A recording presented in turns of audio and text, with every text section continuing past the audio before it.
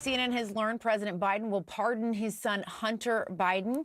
CNN Chief National Affairs Correspondent Jeff Zeleny, I believe, is with us. Jeff, can you hear me?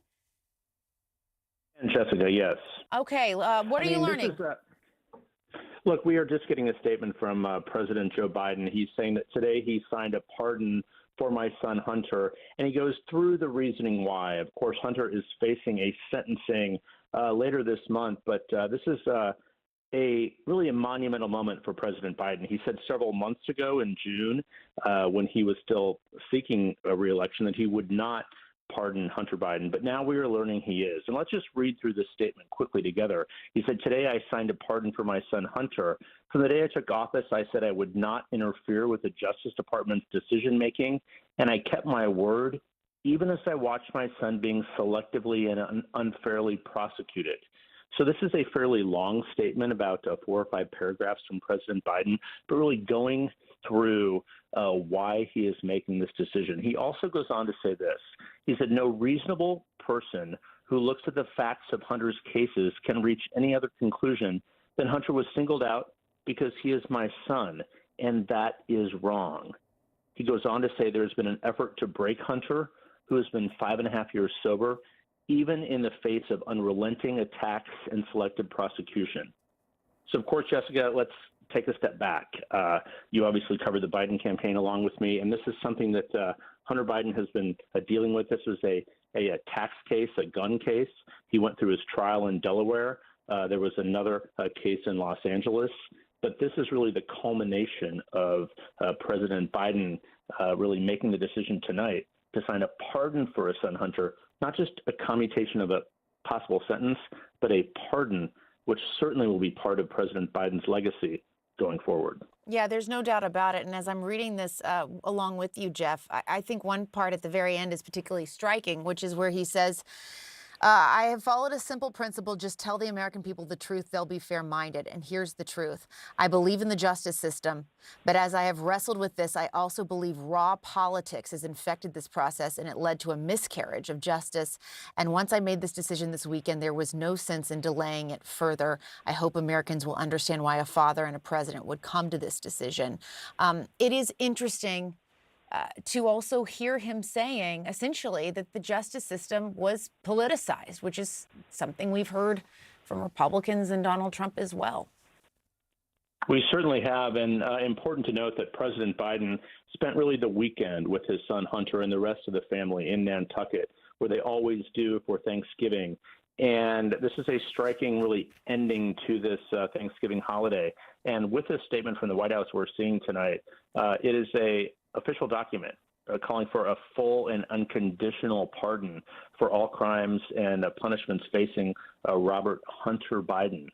So, but Jessica, the sentence that you read is so poignant. I hope Americans will understand why a father and a president would come to this decision.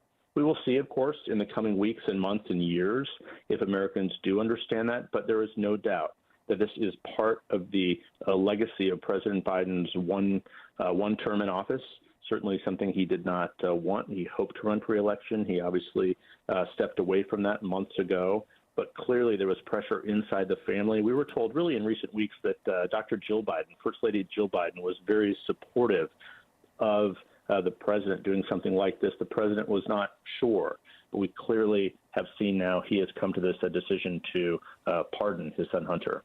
Yeah. And Jeff, of course, we don't have to remind people how close-knit this family is, and that Hunter is his only surviving son, that they are, of course, very, very close. And we've heard many stories about the last several years, how they talk daily and many times a day. Stick with us, Jeff. I want to go to our senior justice correspondent, Evan Perez, who is back with us.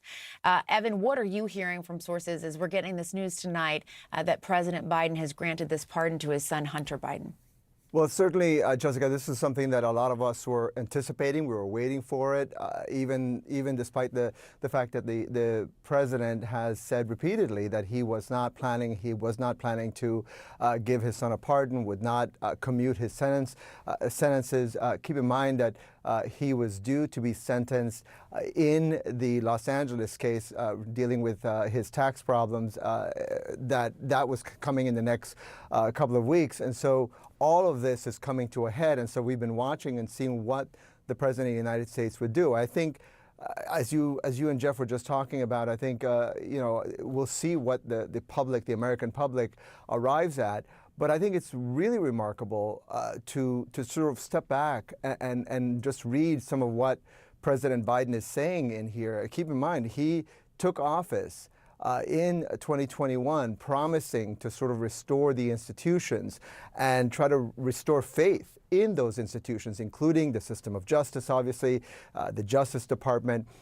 Those are among the big priorities with him. That's why he chose Merrick Garland, a former judge, to be Attorney General. And then if you look now where we are, what the President of the United States is saying is that essentially there are problems, there are political problems with the prosecutions that are being brought by his own Justice Department. And, I think that's going to be a very, very tough pill for people to swallow on this issue, because obviously it is a thing that we keep hearing from Donald Trump, and it's the thing that animates the Trump team over the next 4 years. You're already hearing from them that they want to destroy some of those institutions that they believe are stacked against them. And so to see President Biden sort of go to the same territory is kind of a remarkable turn to watch. And then, Evan, just legally help people understand and just remind them this full pardon, that what does that effectively mean? Again, that covers, as I understand it, all of the charges against him. Right. As I understand and as I read this, it goes to all of the crimes and that he has now been convicted of. He was convicted of gun charges, gun-related charges in Delaware over the summer. I was there for that trial, and I also was in Los Angeles for the tax trial. And, those things were both, just before it was going to trial, obviously, he ended up having a plea. But this would take care of all of those. Republicans have said, by the way, Jessica, that they want to take another look at Hunter Biden when Donald Trump takes office in January. So we'll see whether they can come up with something new that they can pursue Joe and Hunter Biden over. But for now, what this means is those charges that the special counsel David Weiss has pursued against Hunter Biden, which are gun charges in Delaware, as well as his tax charges in Los Angeles, both of those get wiped away clean. All right, Evan Perez, stay with us. I want to go now to Isaac Dovere, who is somebody who has covered Joe Biden, who has interviewed him. And Isaac, I first want to play a clip that we have of what Biden said about potentially pardoning his son earlier this year, and then we'll come back to you. So let's play that clip.